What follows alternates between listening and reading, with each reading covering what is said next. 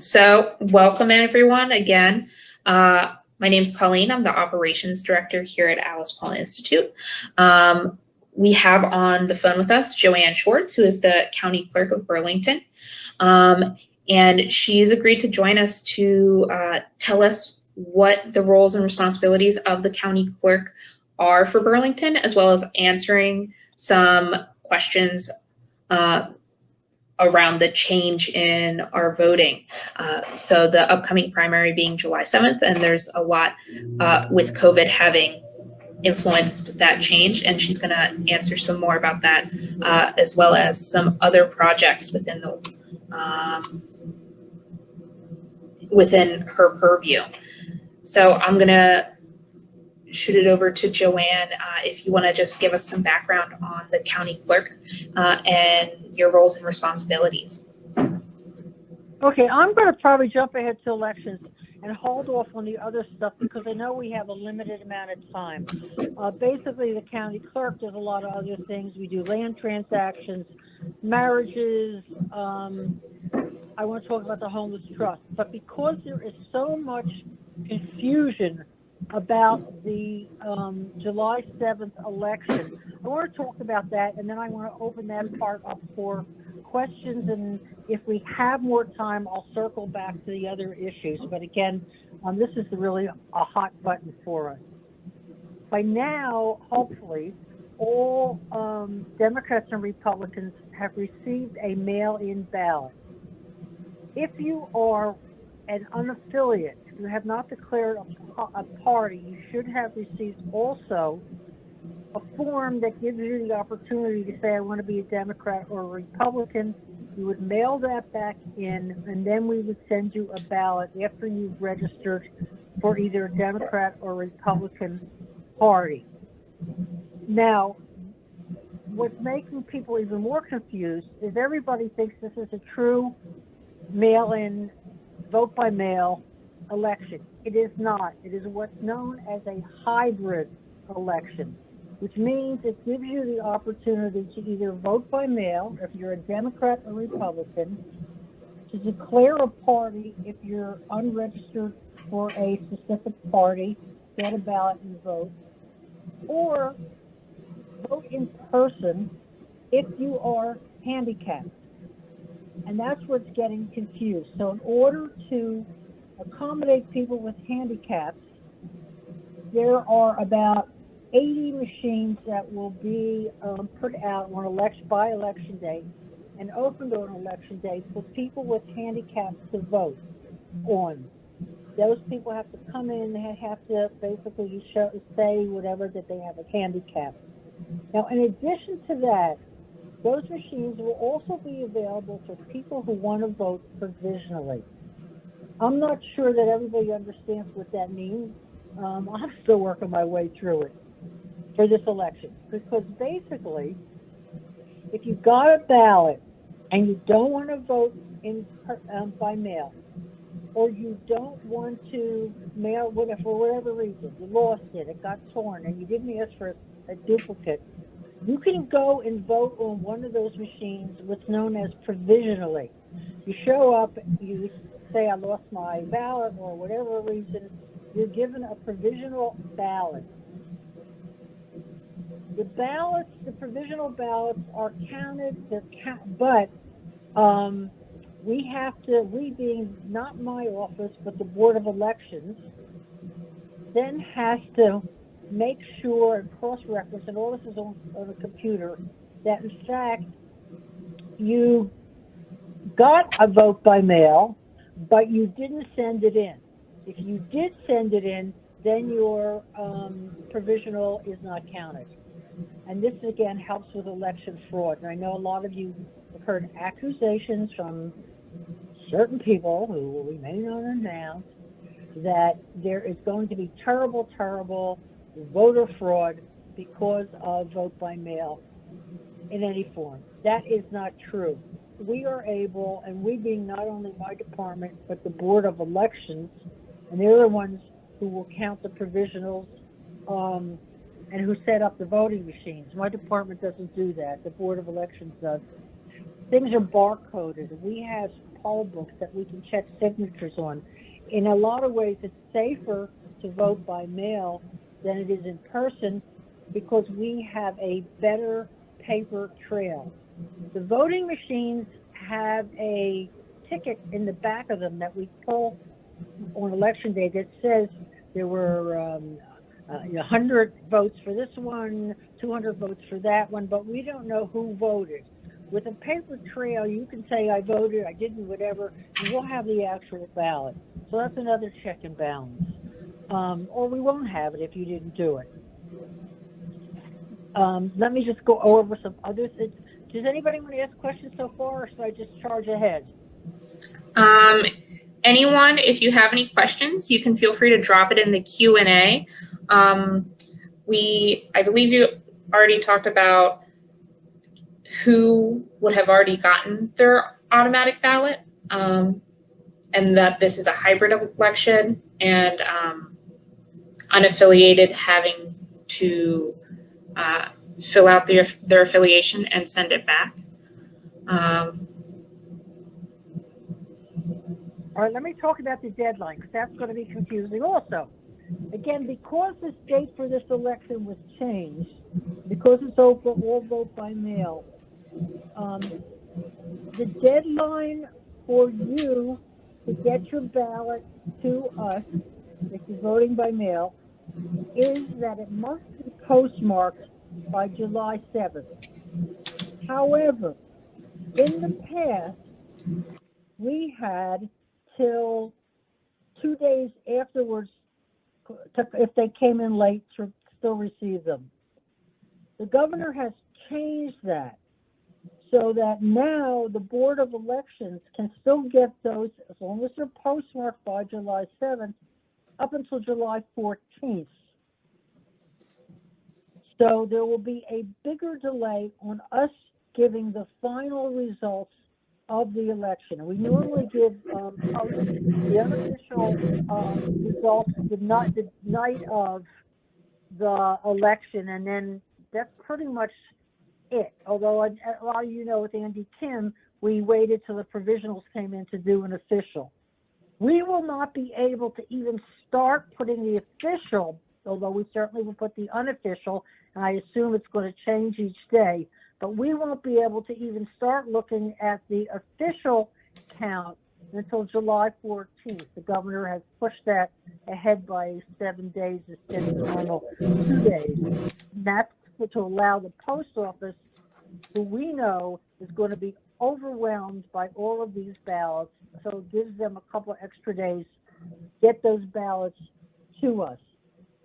We furthermore have until July 23rd to do the final authorization. Now, what I don't have in front of me, but I can certainly send off to Alice Paul if you want to post it or distribute it.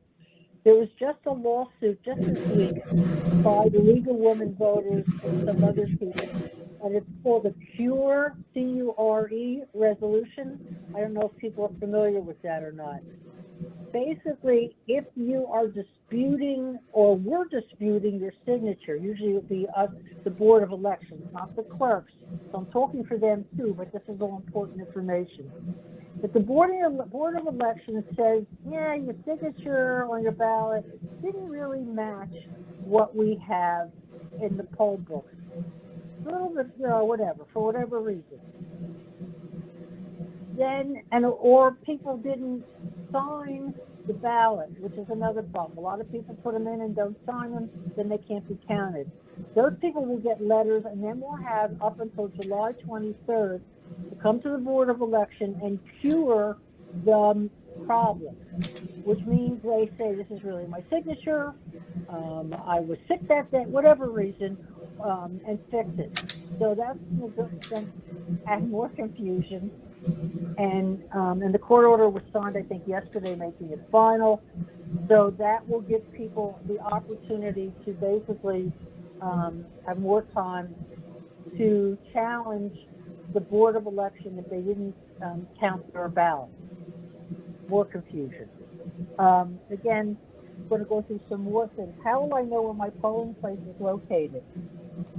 Because normally you would know where your polling place is located because you'll get it on your on your regular sample ballot. This time there's no sample ballots. It's just the ballot.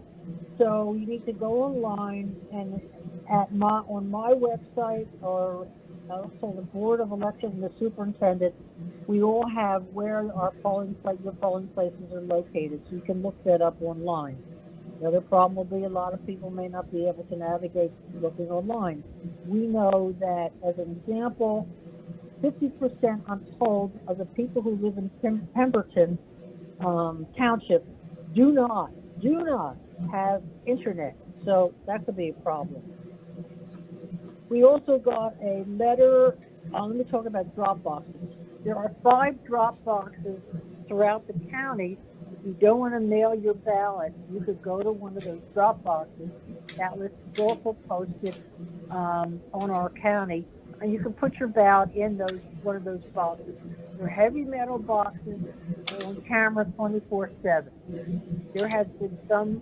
I'm trying to think of the word.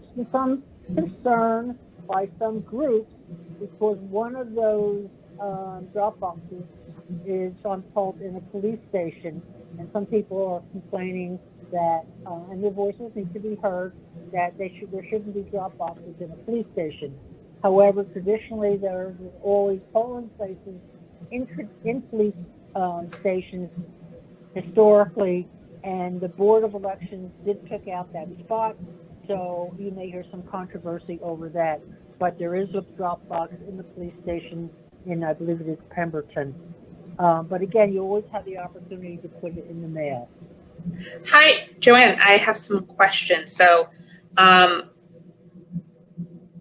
you were just talking about the drop boxes. Is there some place where people can find out the location of different drop boxes? I know you were talking about some of them being located at police stations, but is there a master list of drop box locations? Yes, it's online on the clerks, and I believe the Board of Election and the Superintendent.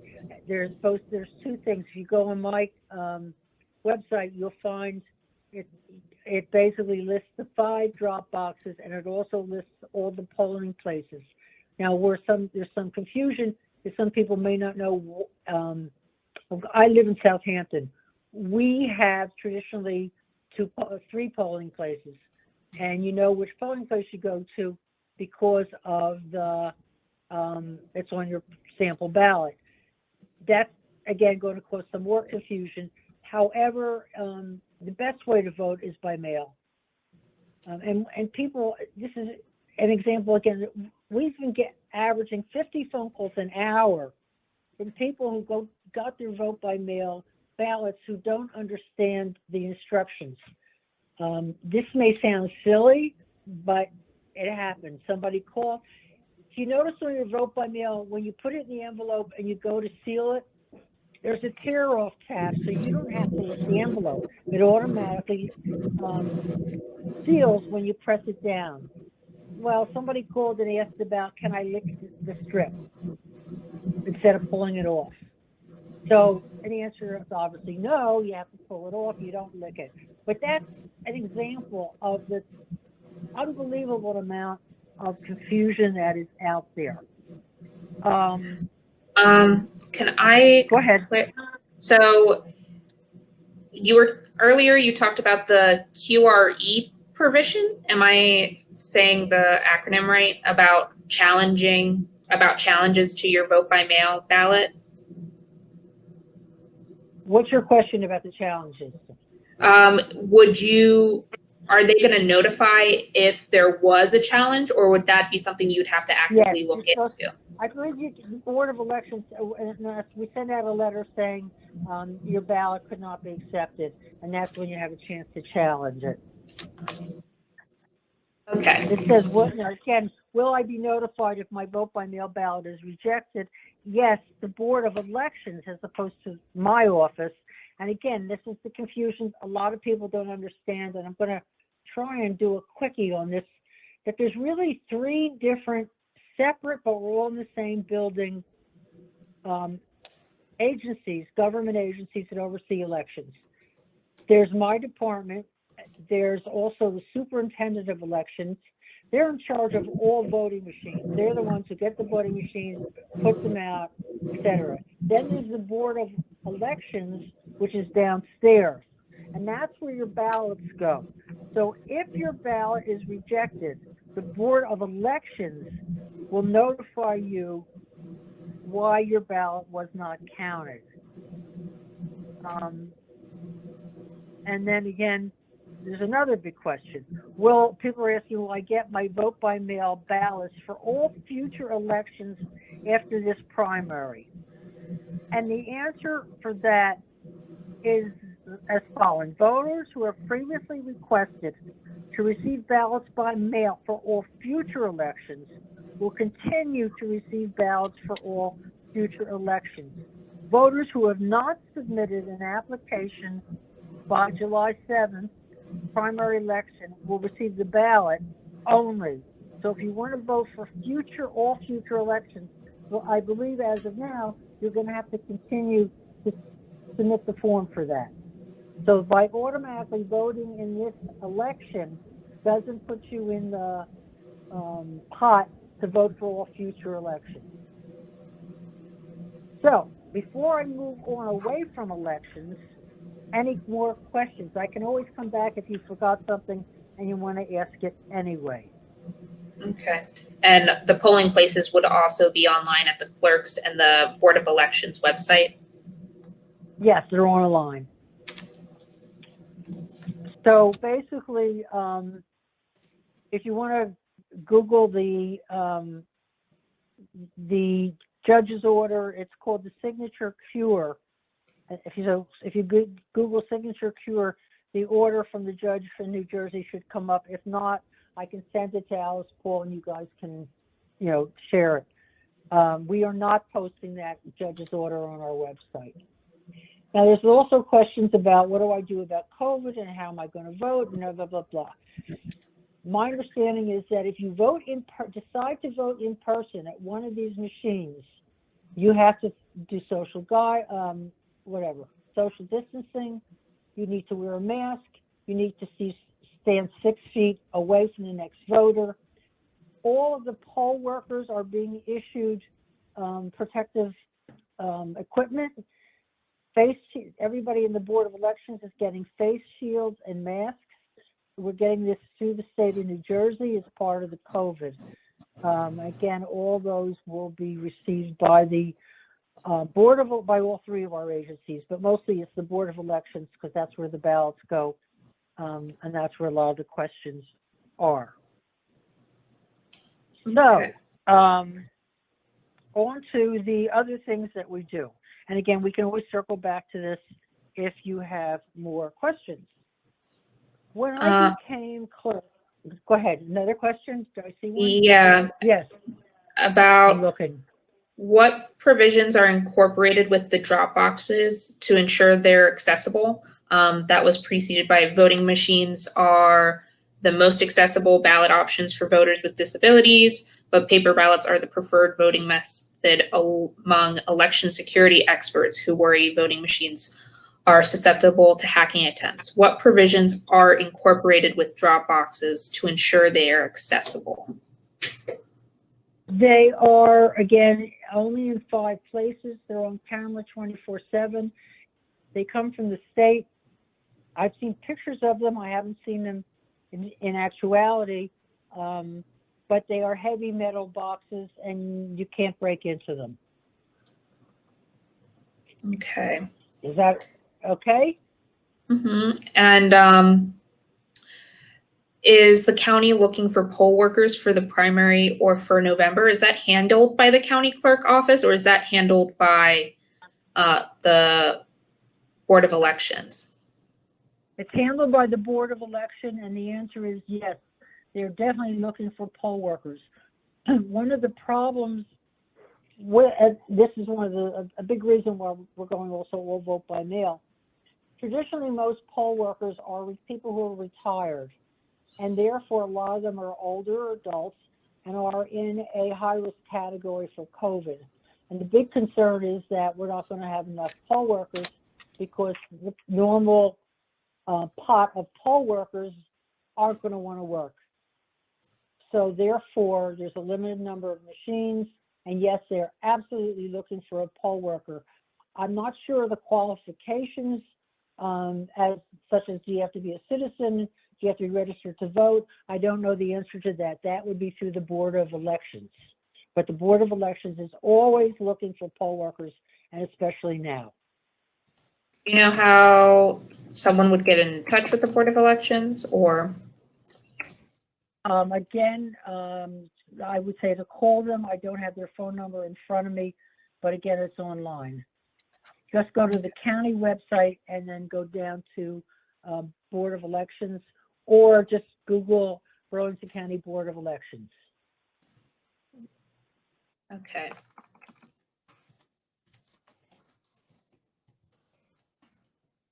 And I'm looking and I don't see any more election questions. So I'm going to go back to the Homeless Trust Fund. Mm-hmm. Okay, when I became clerk, and I don't know if a lot of you know, but I've been involved with, as a supporter of the Christian Caring Center, which does Code Blues, the homeless, for many years. I've been out to a number of Code Blues. So that's kind of a special project and love of my, I don't know if word is love, but it's something that I'm very concerned about. There is a law that has been was on the books for 10 years prior to my getting elected that says that all counties have the right to assess $5 on every land transaction that is done. Now, all land transactions are done through registered legally through the clerk's office, whether it's my office, Mercer County, all clerks. There is a fee for that, and it just you have to pay to get that done. There is also the option to collect $5 for every land transaction and put that in what's known as a homeless trust fund. Burlington County never did that, and I'm told the rationale of the former leaders was that they were concerned that that would be seen as a tax increase. It is not. The only people who get assessed that are people who are buying or selling a piece of property.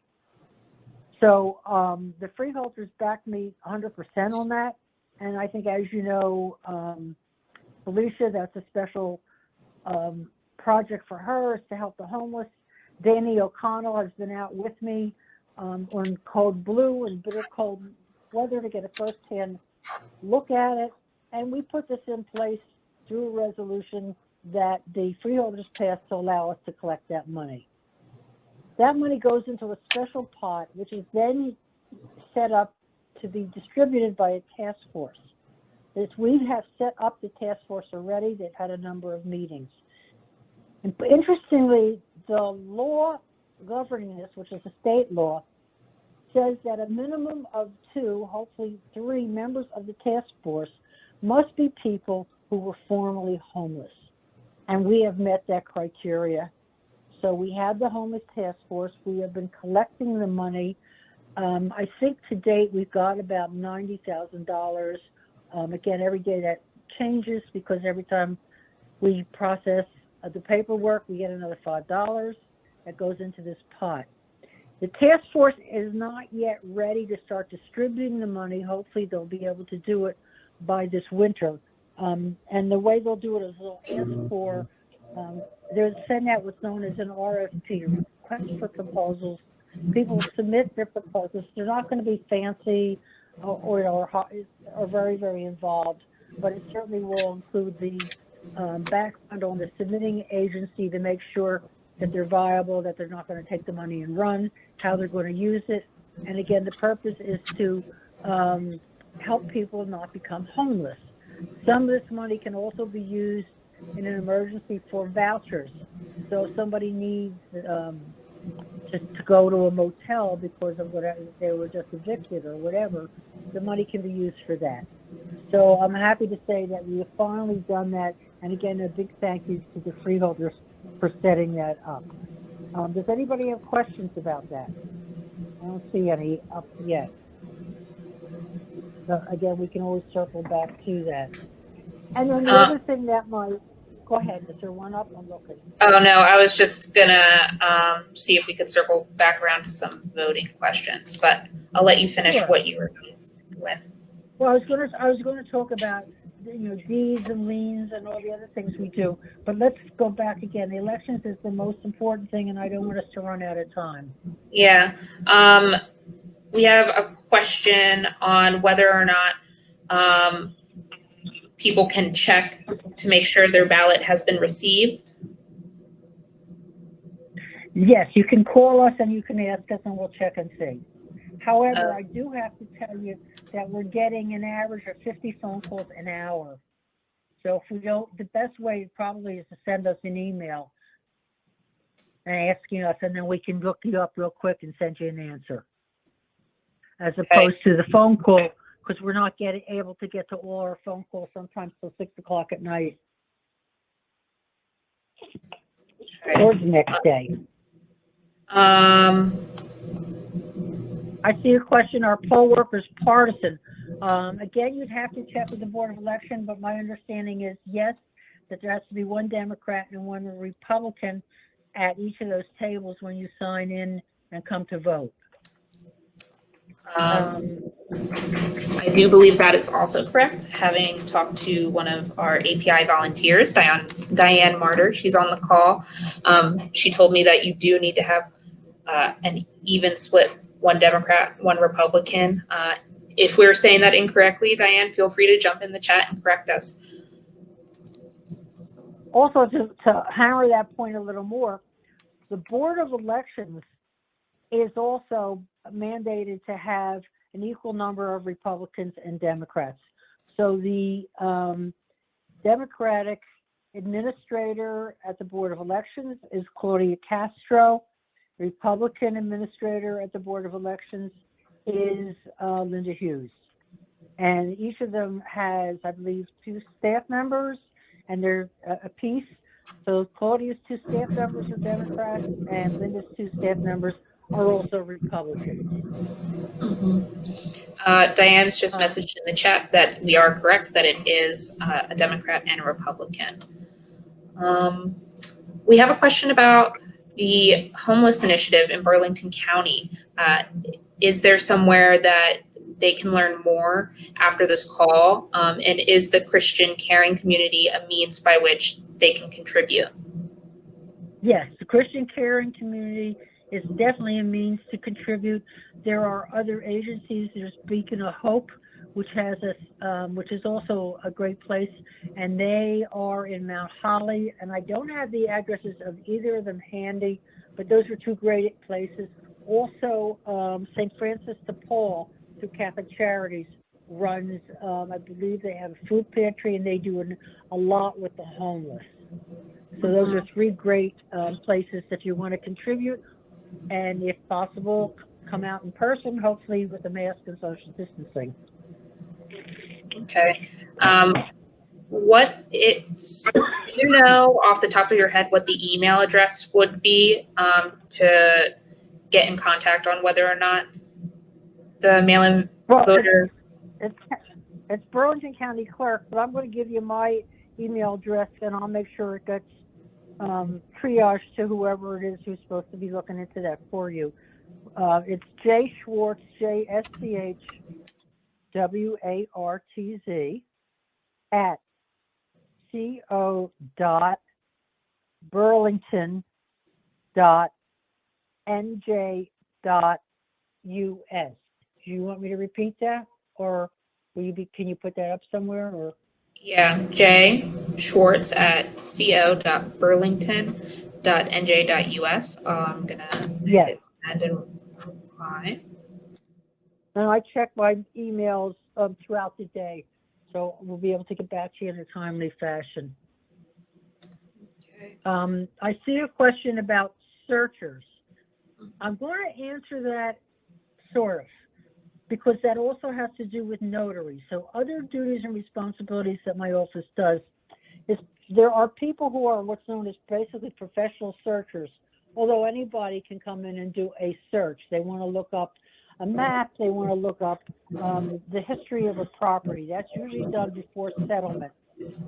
Searchers are employed by land and title companies. We have what's known as a search room. We have shut the search room down because of COVID. All of the county buildings have been closed to the public, and searchers are included in that, as are notaries. So if you are a notary and need to have your notary renewed, they're only good, I think, for 2 or 3 years, and then you have to have them renewed, or you want a new one, you have to physically come into our offices to get that. Also, if you need a passport, we issue passports. You have to come in physically, fill out paperwork, and do that. Up until COVID, those functions, with the exception of the searchers, were done both at our county store at the mall, as well as in our offices at 50 Rancocas. The search room is only at 50 Rancocas. And again, all those services have been closed. We are planning now, and we're this week and maybe next week, if not the following week, are planning to open the mall store and our our offices in Mount Holly for people to come in and get their notaries reinstated. The mall will only be doing notaries. Neither us at Mount Holly or at the mall will do passports. The federal government has not yet lifted that, and we are guessing under the federal government for that. So as per the federal government, we cannot yet issue passports. Appointments for notaries, we will only be doing, I'm sorry, let me back up. If I said notaries at 49 Rancocas, that's probably not going to happen. If you need your notary, you'll have to go to the mall. Those will be done by appointment only. And we have a huge backlog that we're going to go through, call everybody who's contacted us, and have them come in to the mall. It'll be 2 at a time because we can only accommodate, because of social distancing, 2 people at that site at a time to get their notaries renewed. We are hoping also within the next 2 weeks to open up our search room. Now, again, this is a big room. We have to set it up for social distancing. Normally, searchers sit basically elbow to elbow. We can't allow that. So we're going to limit the number of searchers in there to 3 at a time. They will be time limited. There'll be one group that can come in the morning. Then that area will be cleaned. Then another group will come in the afternoon. One of the holdups we're having is the searches are done on a keyboard. Those keyboards cannot, in our opinion, be properly sanitized between each person's use. So we've ordered, it's all new to me, probably to a lot of you, but apparently there now is something out there called disposable keyboard covers. We have ordered about 100 of those to start. I'm sure we'll be ordering more. They're single use. When a searcher comes in, they will get, again, assigned to, there's 3 sides of the room. There'll be one searcher on each side of the room. They'll have to wear a mask, hand sanitizer, etc., and they will get a disposable keyboard cover, which then is thrown out after their use. I asked, well, can't the searchers take them home with them and reuse them? And they said, no, not a good idea. They're single use. They have to be thrown out. So, and we'll be posting this, excuse me, also on our website. But right now, until we get disposable keyboard covers, the search room is closed. Hope that helps. I know there's been a lot of the searchers get paid by the title companies for each search that they do, and obviously this is having a big negative impact on their income, but the health and safety of everybody, as you all know, takes priority. So once we get, again, and we would have, oh gosh, maybe 10, 12 people in the search room at a time, and we're going to have to limit that, and again, by appointment only, and I'm sure a lot of people aren't going to be happy with that either. but we have to make sure that it's a safe place to work. One of the questions that people have been asking me is, how long do I think this is going to go on for? And regrettably, I personally think it's going to go on until there's a vaccine.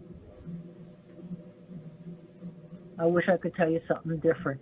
We're also hearing talk that this up and coming primary election is a practice run for the governor to decide whether it's going to be all vote by mail for November.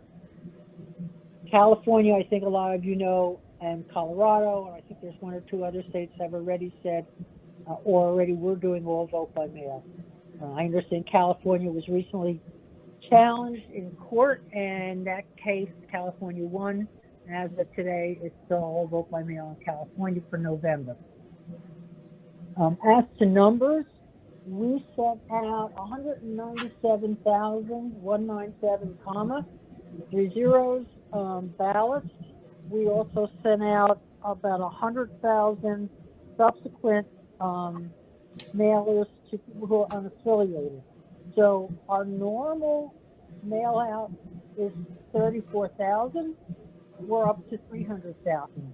So that's another reason why the governor extended the time for the post office to get the back to us. We know there's swamps.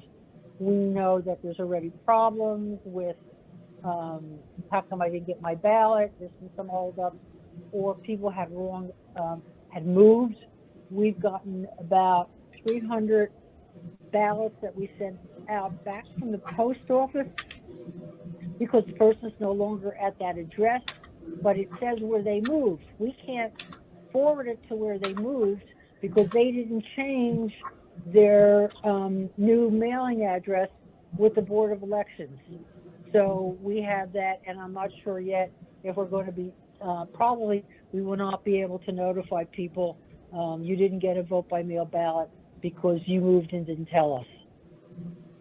We just can't track down all the, at least that was 300 as of yesterday. Is probably even more by now. Any more questions? I'm saying, do you believe once open things will move quickly? No, I don't. I'd love to tell you I do, but I do not. And then the person also says our landlord is hassling us because our lease ended and the executive order will only protect us so long. That is a problem that you have to deal with. I would go, I don't know if you had what district you're in, but it would either be Troy Singleton as your senator or Dawn Adiago. That is definitely a problem, and it's something that the governor has to solve, and we have not seen any extension of that. I get just about every day an order from the state. I'm on the list of whatever new executive order the governor has sent out, and as of right now, I do not see that, and I know nationally there's a whole big problem with people whether they're going to be evicted or not. There's a concern that there's going to be an onslaught of evictions this summer throughout the United States, and sadly, I don't have an answer for that.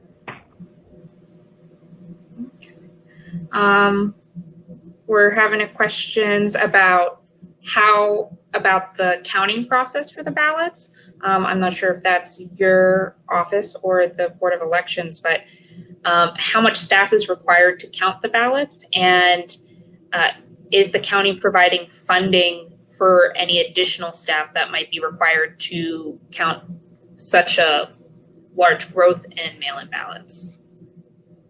Excellent question. I think I have sort of an answer.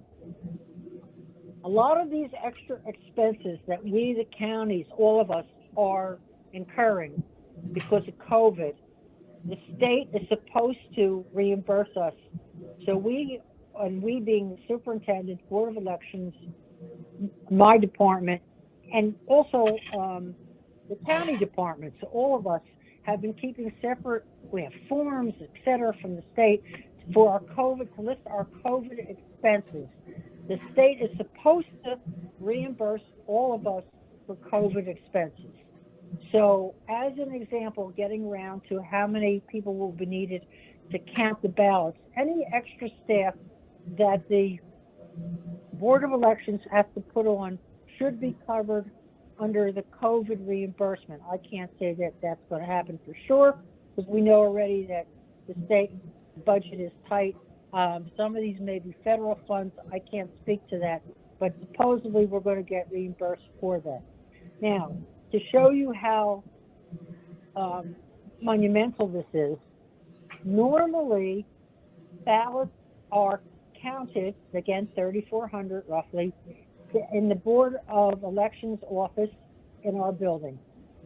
Because of the huge onslaught, that will not happen at that site. Instead, they're moving that operation over to, I don't know if this is public, because I don't know that they want people who might have nefarious thoughts to know where it is, but it is being moved to another site, a much, much larger site in the county, which will be set up to count those. But again, I don't want to say publicly where that site is, but I can tell you it's huge, and all kinds of extra staff are going to be added. Okay. And again, it said, will they be counted? Sounds like a large, long process. And I think I had mentioned it earlier. That's why we got this extension of 7 days, and then really even more than that, because now with the cure signature thing, it goes till the 23rd till we have a final tally. It used to be that when ballots were counted, they were counted continuously around the clock. The governor has now said that the Board of Elections can go home at 10 or 11 or 12 o'clock at night, stop counting, and come back the next day and keep on doing that day after day after day. Again, before the law was you don't stop counting, you just continue. That is not the case now because of the huge, huge volume. And again, is the county providing funding for that? They are initially, and we expect that money to be recouped from the state COVID-19 funds.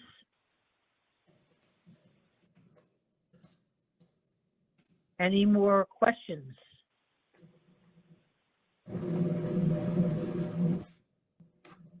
Looks like that question's off. Okay. The staff that they're using, again, that all those staff have been trained, and they have a list of people they've used in the past on election night, and I don't know what they're doing, they being the Board of Election, to recruit additional staff, but I know that they're going to, again, the fact that they don't have to count all at once, that they can go day after day.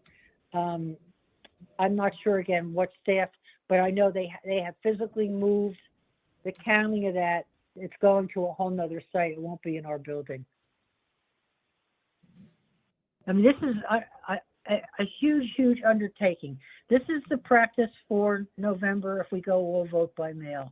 And a lot of you know that from the time I got elected, even when I was campaigning, I've been pushing all along for vote by mail.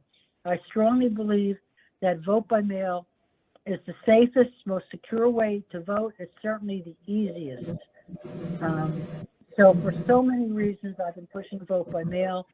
And now that I know a certain nameless, high-ranking individual is against it, I'm all the more for it. Enough said on that. Any more questions? I think I pretty much covered everything. If not, please feel free to call me. You can reach me on my cell, which is 609-947-0496. And yes, I give my cell out to everybody. That is my personal cell. I've always given it out. I think everybody and their brother has it. I want to make sure I'm accessible, and I have no problems getting called on the weekend or into the evenings, but please don't call me at 3 o'clock in the morning. So again, it's 609-947-0496, or you can email me. The quickest way to get me is generally by cell. Anything else anybody has? If you forgot anything or you want to ask a question, you can text me, call me, or email me. I think Colleen, is there anything else? Yeah. I think I pretty much hit all the hot spots. Let me just take one last look at the stamp. This was a biggie. Okay, do I have to put a stamp on my ballot? No. Again, prior to me getting elected, you had to put a stamp on your ballot. I changed all that. And again, thank you for the freeholders for helping fund that. But all of your the return postage, you do not have to put on a stamp. It's all free. We want to encourage everybody to exercise their right to vote. Like I tell a lot of people died for you to be able to vote. We don't want any impediments in the way of that. So please, please vote. And you don't have to pay for a stamp anymore. And I think that wraps it up for me. Again, feel free to reach out to me. Joanne, thank you so much for joining us this afternoon, to tell us a little bit about what the county clerk does and what we can expect with the July 7th primary. It's been really helpful, I know for me personally, but I'm sure with all of the people that you helped answer their questions of. Well, thank you all again, and don't forget to vote. Yes. Oh, one more thing, which is going to confuse everybody even more. Per the governor's, I'm sorry, I keep on saying one more thing, and I'm still talking. You all should be getting postcards next week. Everybody who got a vote by mail ballot, per the governor, the clerk's offices are all sending out postcards to remind you to please return your ballot. So even if you get the postcard, it doesn't mean you didn't return it. It's just automatically we're sending it out to all registered voters as a final reminder. And that's it for me. Wonderful. Thank you. Have a nice evening. And again, don't forget to vote. Thank you. Thank you so much, Joanne. Thank you, everyone that's joined us today. Again, my name is Colleen. I'm from the Alice Paul Institute. On your screen, you will see our next upcoming online program. It is Thursday at 7:30 p.m. It's showing a snippet of the new American Experience show, The Vote. So if you haven't yet, make sure to register for that and join us again this Thursday evening.